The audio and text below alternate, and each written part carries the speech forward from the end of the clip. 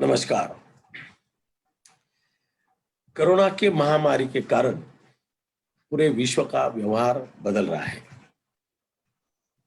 मनुष्य प्राणी को अपनी शुद्धता का एहसास भी हो रहा है। इसका सबसे ज्यादा असर मनोरंजन उद्योग पर हुआ है। हालांकि मनोरंजन एक प्रकार की थेरेपी है। समाज का मनोबल ऊंचा रखने का काम मनोरंजन इंडस्ट्री किया है। और आज इस एपिडेमिक के कारण हम घर घर में साइको सिंड्रोम के लोग देख रहे हैं। इसलिए हमारा स्वतंत्र थिएटर, जो एक पुणे की मनोरंजन इंडस्ट्री का एक अहम ऐसी संस्था है, और उसके माध्यम से हम आज तक बहुत सारी ड्रामेटिक एक्टिविटीज किए, मनोरंजन की एक्टिविटीज किए। लेकिन अभी आज के इस कारण हम इस डिजिटल माध्यम से आपके सामने आ रहे हैं। स्वतंत्र थिएटर ने हमेशा ऐसी कोशिश की है कि कुछ ना कुछ नया माध्यम खोजकर अपने दर्शकों के सामने जाए, दर्शकों के लिए कुछ अलग अलग करें। आज आपके लिए मंटो की जो कहानी है, नंगी आवाजें, हमारे स्वतंत्र के कलाकार अलग अलग जगह से आज इसको डिजिटल माध्यम से आपके सामने ला रहे हैं। तो थोड़ी देर में हम शुरू करते हैं नंगी आवाजें।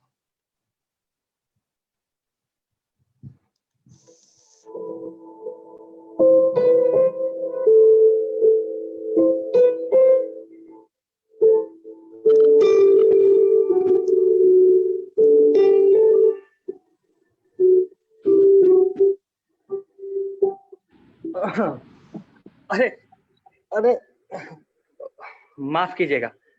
वैसे मंटो साहब हमेशा कहा करते थे कि मैं उस समाज के कपड़े क्या उतारूंगा जो पहले से ही नंगा है। मंटो साहब की कई खूबसूरत कहानियों में से एक कहानी नंगी आवाजें। भोलू और गामा दो भाई थे। भोलू कलईगिरी का काम करता था। दिन भर में इतना कमा लेता जिससे वो अपना खर्चा आराम से निकाल सके। कलई करा लो, भांडे बर्तन कलई करा लो।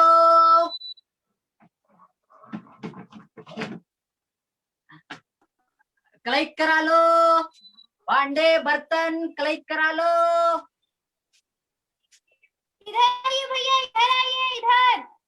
हाँ हाँ, आया आया।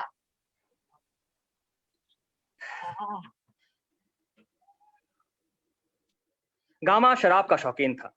वो ख्वांचा फरोशी से जो कमाता उसको शराब में उड़ा देता। रोज शाम गामा आदतन देने के भटियार खाने में खाने से पहले शराब पीता।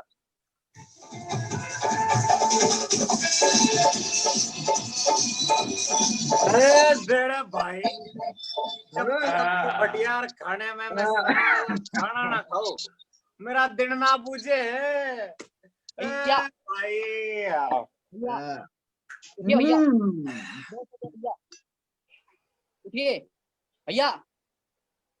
अरे छोड़ ना बोलो, रहने दे। देख कितना मजा आ रहा है।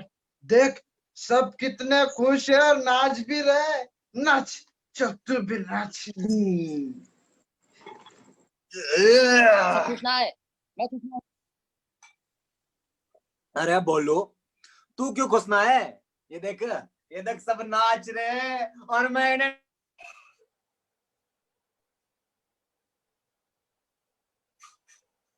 जी भैया बिल्कुल, आपकी वजह से तो मेरे भटियार खाने में रौनक आती है। चलो थोड़ा सा और नाच हो जाए, क्यों गामा भाई? नाचना है तो नाचो, मेरे भाई का तमाशा मत बनाओ। चलो भैया, चलो घर।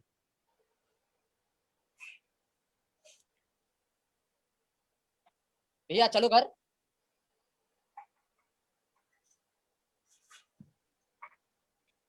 भैया चलो अभी।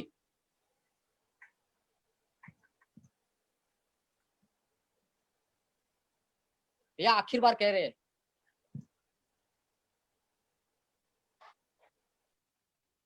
दोनों मुहाजिर थे।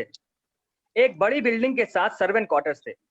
उन पर जहां औरों ने कब्जा जमा रखा था, वहां उन दोनों भाइयों ने भी एक क्वार्टर, जो कि दूसरी मंजिल पर था, अपनी रिहाइश के लिए महफूज कर लिया। सर्दियां आराम से गुजर गई। गर्मियां आई तो गामा को बहुत तकलीफ हुई। भोलू तो ऊपर कोठे पर खाट बिछाकर सो जाता था। गामा क्या करता? बीवी थी और ऊपर पर्दे का कोई बंदोबस्त भी नहीं था। एक गामा ही को ये तकलीफ नहीं थी। क्वार्टर में जो भी शादीशुदा था इसी मुसीबत से गिरफ्तार था। भोलू और कुछ कवारे छत पर सोते थे और बाकी जिनकी शादी हो चुकी थी वो नीचे अपने कमरों में।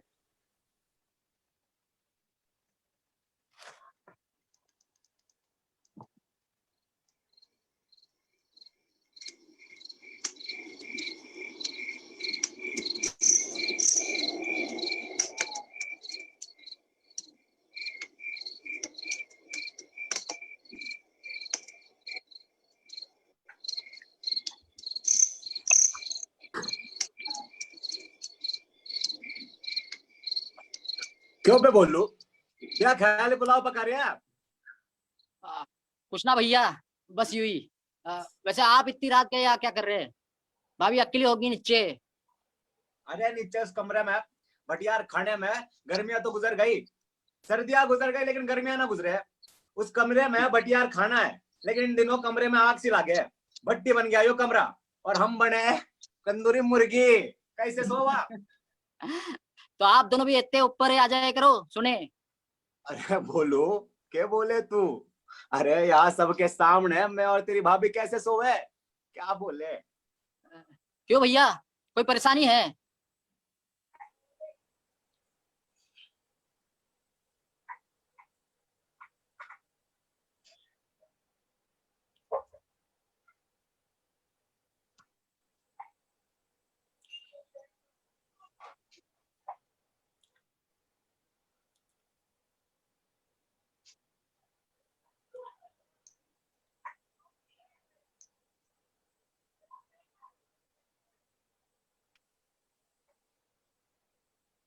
ओ भोलू भैया, तुम्हें परेशानी नहीं होगी, लेकिन तुम्हारे गामा भैया की भाभी को जरूर हो सकती है। क्या हो कल्याण भाई, सही है क्या नहीं? हाँ भाई, बिल्कुल सही कह रहे हो तुम। हाँ? क्या है, क्योंकि नीचे तो आग बढ़ रहा है कमरा, और मन की शांति को बनाना है तो नीचे ऊपर आना ही पड़ता है। इसीलिए हम छत पर आए मन की शांति का इंतजाम करने। वो कैसे कल्याण भाई? हम अपनी और अपनी डार्लिंग के चारपाई के चारों तरफ ताज बांध देंगे। बस हवा नहीं आएगी, मगर नीचे जहन्नुम से तो अच्छा ही रहेगा, और ऊपर सोने में इस मन का नुकसान भी नहीं होगा। थोड़ी खटिया हिलेगी जरूर, मगर अंदर की आग तो बुझ जाएगी। मान गए गुरु आपको। भैया जरा उधर देखो, सभी जगह यही चल रहा है, सभी लोग यही कर रहे हैं।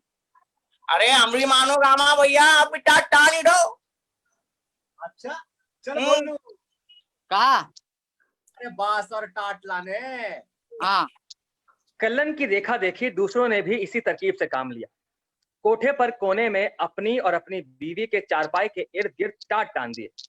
भोलू ने भाई की मदद की और चंद ही दिनों में बांस वगैरह गाड़ कर, टाट और कंबल जोड़कर पर्दे का बंदोबस्त भी कर दिया। अच्छा सुन, मैं सोने जा रहा हूँ, तू मटके में पानी भर दे। हाँ हाँ, तुम फिक्र मत ना करो। अरे कामा भाई, एक बात बताओ, ये भोलू की शादी कब कराओगे?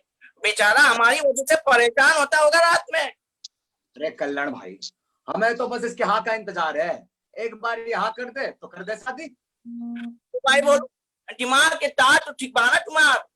मियाँ तुम्हारी उम्र में तो हमारे दिमाग में करंट लगता था, पूरे शरीर में हर तरफ बस आग थी, और इसको बुझाने के लिए चाहिए था बस एक बदन।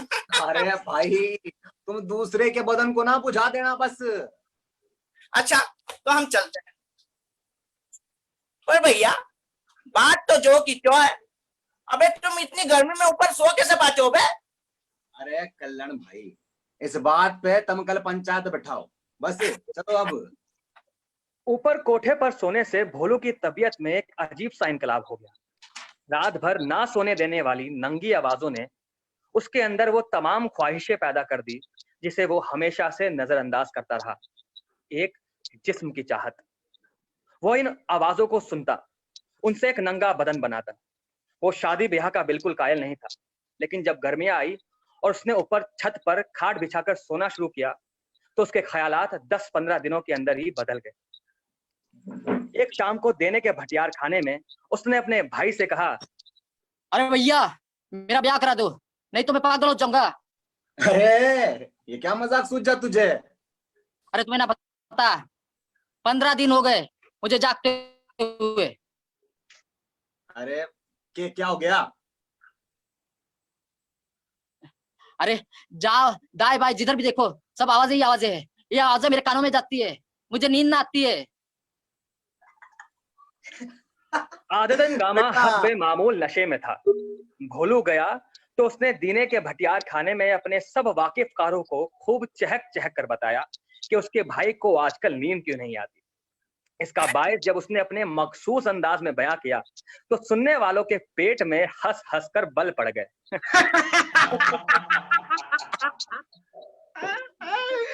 ये कल्लन ने तो हद ही कर दी। अरे वो देखो, वो भोलू भैया तशरीफ ला रहे हैं। अरे अरे अरे अरे, आओ आओ आओ आओ भोलू भैया, आओ बैठो। अरे भैया आज फिर शराब। अरे कितनी बार समझाना पड़ेगा तुम्हें। अरे तू बैठ नीचे पहले। अरे बोलो भैया, वैसे ही कल्लन रात भर अपनी बीवी से क्या बातें करता है? आवाजें बस मुंह से आती है, कहीं और से। मियाँ पिक्चर पूरी बिना टिकट के देखते हो रात भर?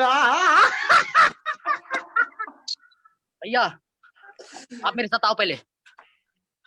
भैया आपने तो मेरा मजाक बना दिया। अरे क्यों, क्या बात हुई? गुस्सा क्यों कर रहा? अरे आपने जो कही हो उसमें ना कही हो, पर मैंने तो कही है। मैं झूठ ना बोलूं, 15 दिन हो गए मुझे सोए हुए। अरे नींद नहीं आती है, कानों में आवाजें आती है। अरे बस तुम मेरा ब्याह करा दो, नहीं तो कसम पंच अच्छा। पाप की मैं पागल हो जाऊंगा। अरे अच्छा ठीक है, गुस्सा क्यों करे तू? मैं तेरे भाभी से आज ही बात करता हूँ, वो जरूर कुछ ना कुछ पता लगा लेगी। बस खुश ना? ओ बोलू, चल चल अब घर तो ले चल मुझे, वरना बात कैसे करूं मैं तेरे भाभी से?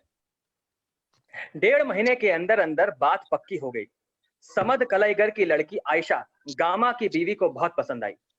खूबसूरत थी और घर का कामकाज जानती थी। वैसे समद भी शरीफ था, मोहल्ले वाले उसकी इज्जत करते थे। शादी से 4 दिन पहले ही भोलू ने अपनी दुल्हन के लिए ऊपर कोठे पर टाट के पर्दों का बंदोबस्त भी कर दिया। आहो बोलो मियाँ, अभी से टाट बांध के सोने लगे हो? अरे अरे देखो तो भैया तकिया भी लाए, तैयारी जोर शोर से चल रही है तुम्हारी। अरे वाह वाह, ये नया क्लास है, ये नए खेस। कल्लन भाई, अरे कल्लन भाई, ये बांस तो देखो कितनी मजबूती से गाड़े। पलंग तोड़ने का इरादा है क्या? अरे तो बोलते थे मुझे शादी ब्याह में कोई दिलचस्पी नहीं, और अब ये सब। बोलू तुम तो बड़े शौकीन निकले बे। ना ना ऐसी कोई बात ना है, अरे यार, ऐसी कोई बात ना है। शर्मा तो ऐसे रहे हो जैसे नई नवेली दुल्हन। बोलू मियाँ, हमसे कुछ छुपेगा नहीं, हमारी चारपाई तुमसे थोड़ी ही दूर में है, दूर से ही सब समझ लेंगे हम। रात को जब वो टाट के पर्दे में घिरकर सोया तो उसको अजीब सा लगा। वो खुली हवा में सोने का आदी था, मगर अब उसको आदत डालनी थी। पहली रात जब वो लेटा और उसने अपनी बीवी के बारे में सोचा तो वो पसीने से तरबतर हो गया। उसके कानों में वो आवाजें गूंजने लगी जो उसे सोने नहीं देती थी। उसके मन में, उसके दिमाग में तरह तरह के ख्यालात पैदा करती थी। क्या वो भी ऐसी आवाजें पैदा करेगा? क्या लोग उन आवाजों को सुनेंगे?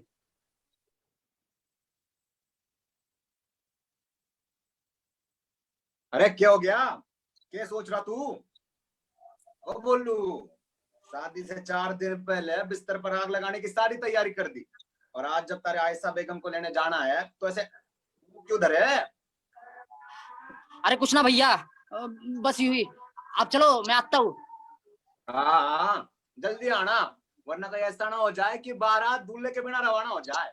हाँ जी चाहता है कहीं भाग लूं, कहीं भी, बस इन आवाजों से दूर। ये आवाजें मुझे सोने ना देती, मेरे दिमाग में तरह तरह के ख्यालात पैदा करती है। हाँ, हाँ, मैं भी तो अब इन्हीं आवाजों को पैदा करूंगा जो फिर किसी और को सुने ना देगी। हाँ, एक कोठा है और सैकड़ों आंखें, सैकड़ों कान खुले आसपास। पता नहीं लोग ऐसी नंगी जिंदगी कैसे बसर करते हैं। नहीं नहीं, ठीक है, जो होता है हो जाने दो। मेरे साथी और भी तो है, मुझे आदत हो जाएगी। हाँ हाँ, मुझे भी आदत हो जाएगी। हाँ।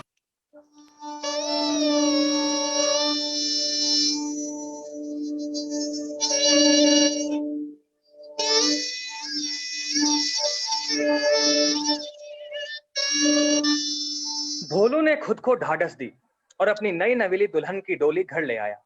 उसकी भाभी ने ऊपर कोठे पर टाट के पर्दों के नीचे बस्तर का बंदोबस्त कर दिया। गामा ने 4 फूलों के बड़े बड़े हार तकिए के पास रख दिए। एक दोस्त जलेबियों वाला दूध ले आया। देर तक वो नीचे क्वार्टर में अपनी दुल्हन के पास बैठा रहा। वो बेचारी शर्म की मारी घूंघट में ही सिमटी रही। भोलू ने पहले सोचा था कि वो ऊपर कोठे पर नहीं जाएगा, नीचे कमरे में ही रात बिताएगा, मगर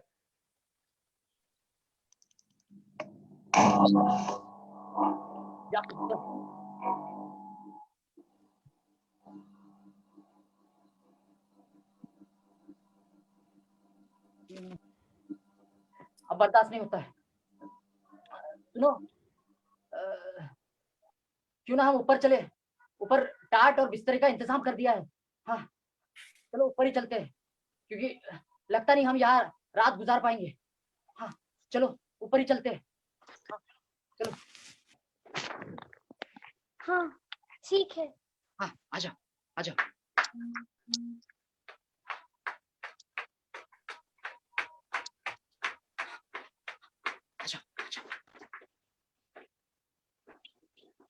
लगता है सब सो गए, तभी इतनी शांति है। हाँ आ जाओ आ जाओ आ जाओ आ जाओ।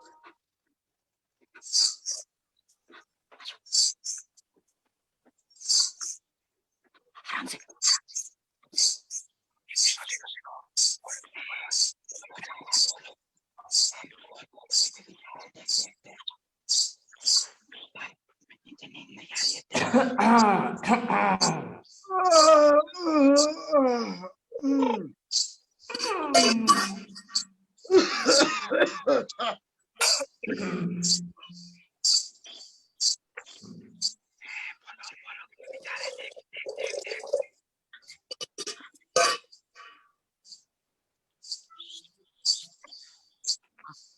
मैं तुमसे क्या कह रहा था?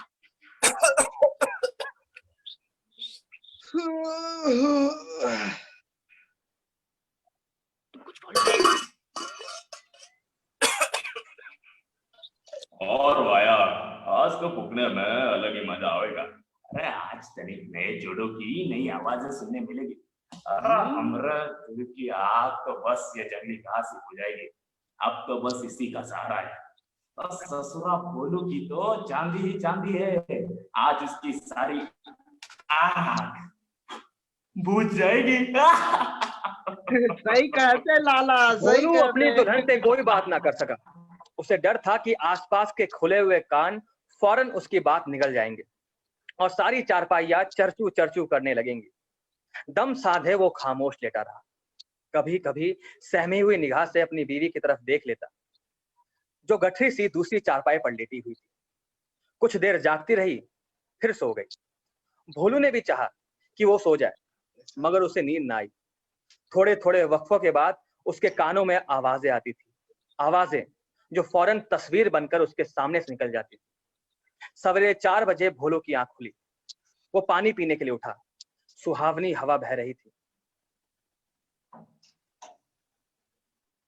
जी, ये कल्लन कैसे अपनी बीवी के साथ नंगा पड़ा सो रहा है?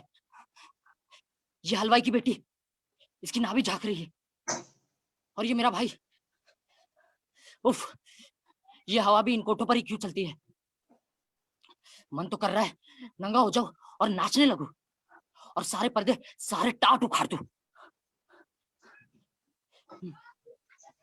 मैं कैसे ये लम्हा मेरा मेरा अपना लम्हा कैसे लोगों के साथ बांट दूं, कैसे बांट दूं, कैसे इसे आवाज लोग की शक्लों में बांट दूं। अगली सुबह भोलू जब काम पर निकला तो उसे कई दोस्त मिले। सबने उससे पहली रात की सरगुजश्त पूछी। और मेरे शेर बोलो की हाल है? देखो अगर कोनो गड़बड़ी भी है तो कोनो दिक्कत ना है।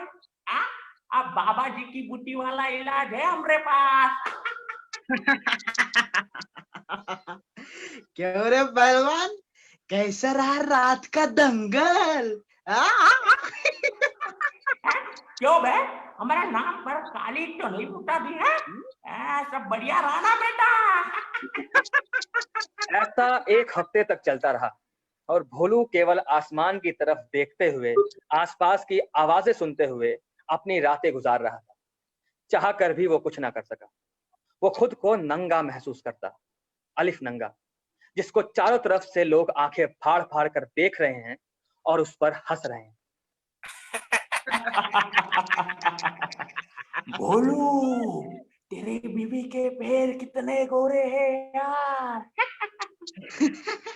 ए बोलो, तुझे मजा तो आ रहा है ना?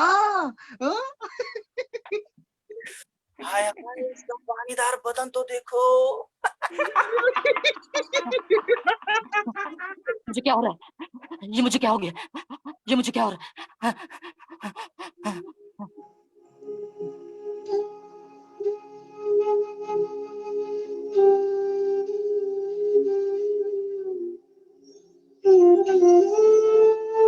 अगली सुबह फिर भोलू उसी हार के साथ उठा और इस बार अपनी दुल्हन को उसके मायके भेज दिया और उसे दोबारा लेने नहीं गया। क्यों बे भोलू, दिमाग तो ठिकाने है ना तेरा? आयशा को मायके गए 1 महीने से ज्यादा हो गया, तुझे उसे लेने नहीं जाना क्या? क्यों बे भोलू, तेरा मन कैसे लागे अपने लुगाई के बिना? हाँ, सब ठीक तो है ना? क्या बात है, पसंद नहीं आई तेने आयशा? हाँ भैया, सब ठीक है, सब ठीक है। अरे क्या ठीक है ठीक है? हाँ, शादी करा दो, शादी करा दो। और आप जब शादी हो गई है तो बैठे हो अपने बीबी को मायके भेज के। देखो, जो बात है वो साफ साफ कहो, कोई दिक्कत है क्या? ना भैया, कोई दिक्कत नहीं है, मैं आज ही जाता हूँ और उसे मायके से ले आता हूँ।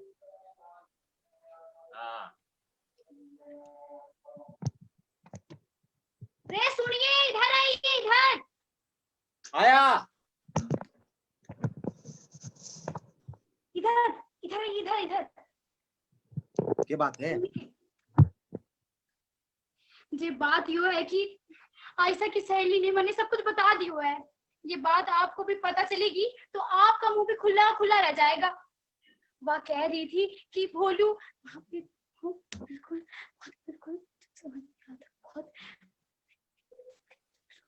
ये के बकरी है तू? दिमाग तो ठीक है तेरा? आप मन्ने पागल समझोगे? मैं आप तो झूठ क्यों बोलूंगी? रे शादी के तुरंत बाद कौन अपनी दुल्हन को मायके भेजे है? या अल्लाह, इसका मतलब मारा भाई। भोलू ये सब कुछ बाहर खड़ा होकर सुन रहा था। उसके जिस्म में चिंगारी सी लग गई। उसे ऐसा लगा जैसे उसकी मर्दानगी पर किसी ने छुरा घोंप दिया हो। वो गुस्से से लाल पीला हो गया। वो छत पर गया और सारे टाट, सारे पर्दे फाड़ने लगा।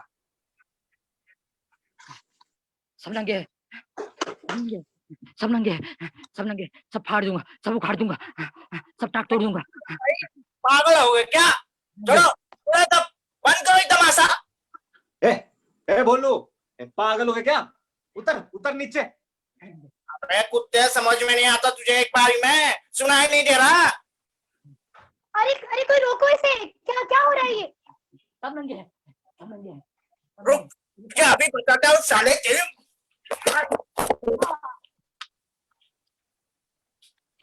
कल्लन ने बांस उठाकर उसके सर पर दे मारा। भोलू चकरा कर गिरा और बेहोश हो गया। जब उसे होश आया तो उसका दिमाग चल चुका था।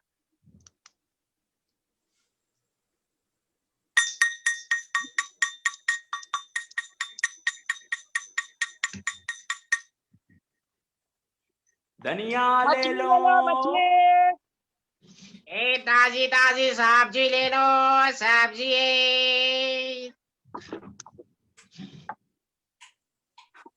सब नंगे, सब नंगे, सब नंगे, सब नंगे, सब नंगे, मेरी टाट क्यों टंगे? सब उखाड़ दूंगा, सब उखाड़ दूंगा, सब नंगे, सब नंगे, सब नंगे, सब नंगे, सब नंगे, सब नंगे, सब नंगे, मेरी टाट क्यों टंगे? निकल पागल। ए छोरे, हट इधर से, चल चल, हट। अब वो अलिफ नंगा बाजारों में घूमता फिरता है और कहीं टाट लटका देखता है तो उसको उतार कर उसके टुकड़े टुकड़े कर देता है।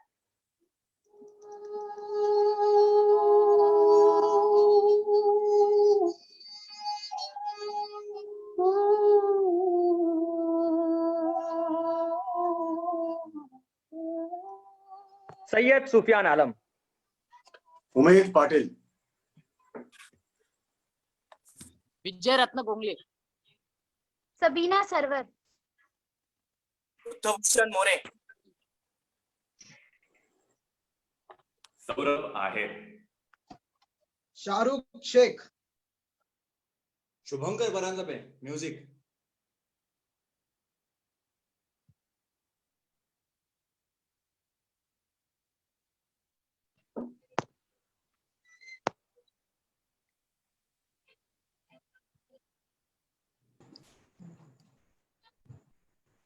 हमें उम्मीद है कि आज की इस कहानी ने भी आपको लुभाया होगा। एक बहुत ही मुश्किल कहानी है। मंटो साहब कितना कुछ कह जाते हैं इस कहानी से और उसी का अभ्यास सारे कलाकारों ने मिलकर किया और उसको एक नाट्य रूपांतरण के माध्यम से आपके समक्ष पेश करने की कोशिश की है। हमें उम्मीद है ये प्रयास आपको पसंद आ रहा है और अगले आने वाली श्रृंखलाओं में भी आप हमारे साथ जुड़ेंगे। इस नाट्य रूपांतरण को निर्देशित किया था अभिजीत चौधरी ने, निर्माता है श्री युवराज शाह। कल फिर मिलते हैं एक नई कहानी के साथ, तब तक के लिए अलविदा।